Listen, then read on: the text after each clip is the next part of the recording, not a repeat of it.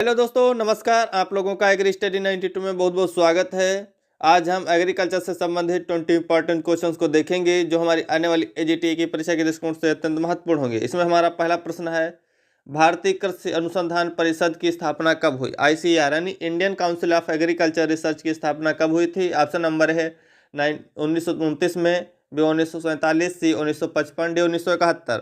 तो इसका right option हो जाएगा ICAR की स्थापना 1929 ईस्वी में हुई थी। अगला प्रश्न देखेंगे, प्रथम कृषि विश्वविद्यालय 1960 में कहाँ स्थापित हुआ था? जो प्रथम एग्रीकल्चर यूनिवर्सिटी थी 1960 में कहाँ स्थापित हुई थी? ऑप्शन नंबर है नई दिल्ली, बी उदयपुर, सी पंतनगर, डी हिसार।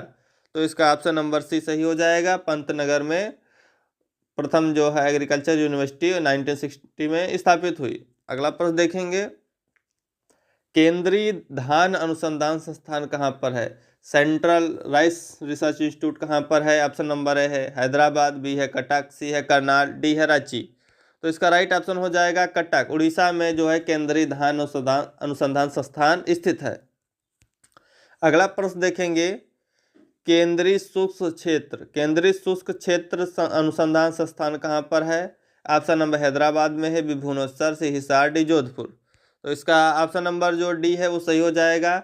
केंद्रीय शुष्क क्षेत्र अनुसंधान संस्थान भुवनेश्वर जोधपुर में है। अगला प्रश्न देखेंगे,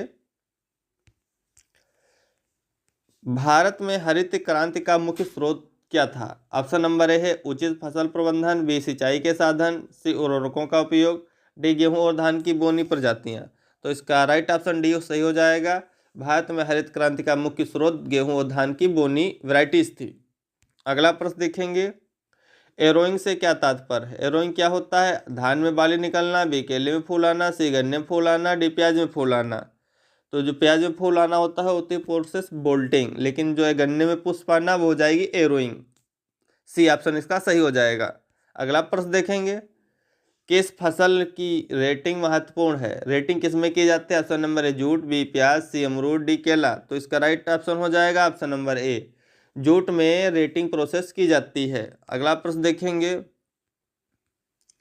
निम्न में से किस फसल में मिट्टी चढ़ाने की संतुति नहीं की जाती? किस फसल में मिट्टी की चढ़ाने की क्रिया नहीं होती है? ऑप्शन नंबर है कपास यानी काटन, बी आलू, सी गन्ना, डी चुकंदर। तो इसका राइट ऑप्शन हो जाएगा कपास। काटन में जो है फसल चढ़ाने की संतुति नहीं की जाती है। अगला प्रश्न देखेंगे, धान में खैरा नामक जो बीमारी होती है किस पोषक तत्व की कमी से होती है? ऑप्शन नंबर है गंधक, बी फास्फोरस, डी जस्ता, डी बोरान। तो इसका राइट ऑप्शन हो जाएगा जिंक यानी जडेन या जस्ते की कमी से धान में खैरा रोग होता है। इसी कमी से जो होता है, जब जिंक की कमी हो जाएगी धान में तो ऑक्सिन नामक जो हार्मोन होता है उसका स्राव कम हो जाएगा, बंद हो जाए, जिससे क्या होता है, पौधा खराब हो जाता है। अगला प्रश्न देखेंगे, रोटावेटर अनुपयोगी है भारी मृदा के लिए, हल्की मृदा के लिए, जड़ोर मृदा के लिए, इन सभी के लिए। तो इसका राइट ऑप्शन हो जाएगा ऑप्शन नंबर बी, जो रोटावेटर अनुपयोगी होता है हल्की मृदाओं के लिए। अगला प्रश्न देखेंगे, चूहे की खाने की जो क्षमता है वो क्या है?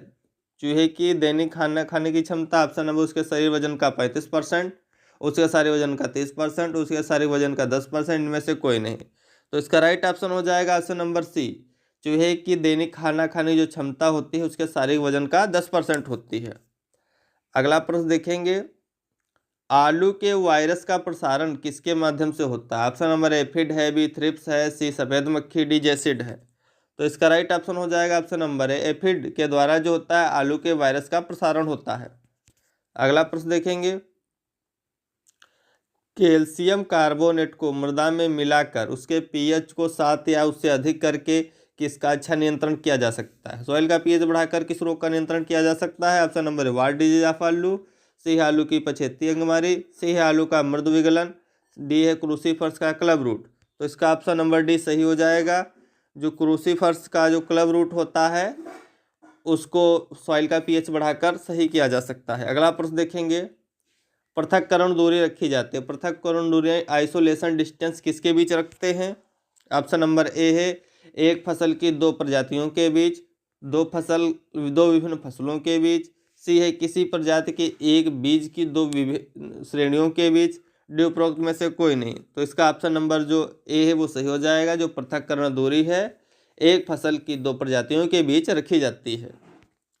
अगला प्रश्न देखेंगे, आदर्श भू परिष्करण दशा में सूक्ष्म रंध्रों व बड़े रंध्रों के मध्य अनुपात होता है। आदर्श भू परिष्करण दशा में सूक्ष्म रंध्रों व बड़े रंध्रों में कितना अनुपात होता है? ऑप्शन नंबर 2:1, बी है 1:1, सी है 1:2, डी है 3:2। तो इसका राइट ऑप्शन हो जाएगा ऑप्शन नंबर बी। आदर्श भू परिष्करण दशा में सूक्ष्म रंध्रों व बड़े रंध्रों के मध्य अनुपात 1:1 होता है। अगला प्रश्न देखेंगे, चावल में खैरा बीमारी जिंक तत्व की कमी से होती है तथा इसमें किस हार्मोन का संश्लेषण रुक जाता है या कम हो जाता है? ऑप्शन नंबर है ऑक्सिन, बी इथाइलिन, सी एबीए, डी जिब्रेलिन। तो इसका ऑप्शन नंबर ए सही हो जाएगा। चावल में खैरा बीमारी होने पर जो होता है ऑक्सिन हार्मोन का संश्लेषण रुक जाता है या तो कम हो जाता है। अगला प्रश्न देखेंगे, वर्तमान में सभी पौधों के लिए कितने पोषक तत्व आवश्यक हैं? Option number 9, B 16, D 17, D 20। तो इसका ऑप्शन नंबर सी सही हो जाएगा। वर्तमान में सभी पोषक पौधों के लिए 17 पोषक तत्व अति आवश्यक हैं। अगला प्रश्न देखेंगे, गेहूं की फसल में सिंचाई की सबसे उचित क्रांतिक अवस्था है। ऑप्शन नंबर है CR यानी शिखर जड़ बनते समय, बी कले फूटते समय, सी बाली की अवस्था, सी दूध बनने की अवस्था। तो इसका राइट ऑप्शन हो जाएगा ऑप्शन नंबर है शिखर जड़ों के निकलते समय जो होता है ये गेहूं की क्रिटिकल स्टेज मानी जाती है। इस समय सिंचाई करते हैं, ये 20 से 25 दिनों के बाद होती है। अगला प्रश्न देखेंगे, टिक्का बीमारी किस फसल से संबंधित है? ऑप्शन नंबर है गन्ना, बी मूंगफली, सी कपास, डी मूंग। तो इसका राइट ऑप्शन हो जाएगा एराकिस हाइपोज यानी मूंगफली में जो टिक्का बीमारी लगती है। अगला प्रश्न देखेंगे, जीवन चक्र के आधार पर अरहर की फसल है। ऑप्शन नंबर 1 वर्षीय, बी 2 वर्षीय, सी बहुवर्षीय, डी इनमें से कोई नहीं। इसका राइट ऑप्शन हो जाएगा सी, जो लाइफ साइकिल के आधार पर अरहर की फसल है वो बहुवर्षीय होती है। Thanks for watching, please like and subscribe my channel.